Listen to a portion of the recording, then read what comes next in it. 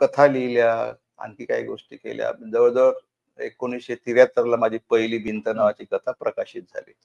ती प्रकाशित झाल्याच्या नंतर मी काही लगेच नाटकाकडे गेलो नाही. मी नाटकातून थोडं छोटी-मोठी कामं करत होतो. पण एक मित्र असं म्हणाला, की "काय त्या आलतू-फालतू कथा लिहितो रे, त्याच्यापेक्षा एखादी एकांकिका लिहून दे ना." आणि मग मी बरोबर. ती 2 दिवसामध्ये घोटभर पाणी लिहिली खरी. मग त्या मित्राला वाचायला दिली. त्याला आवडली की नाही आवडली मी त्याला दोनदा विचारलं, "अरे बाबा तू करतोस की नाही?" तो काही बोलला नाही. मी वाचतो एवढंच म्हणत राहिला. ती स्पर्धाही संपली. पण ह्याचं काही माझ्याबद्दलचं हां, त्या एकांकिकेबद्दल मत काही आलं नाही. मग ती एकांकिका मी निनाद नावाचा एक ग्रुप होता. त्या ग्रुपमध्ये जॉइन झालो होतो हं. दरम्यानच्या कालखंडात. कारण मग मुंबई पोर्ट ट्रस्टमध्ये जसा तुम्ही उल्लेख केलात, तो जो काही प्रवास जो सुरू झाला बघ घोडभर पाणीपासून, मग अनेक स्पर्धांमधून झाली.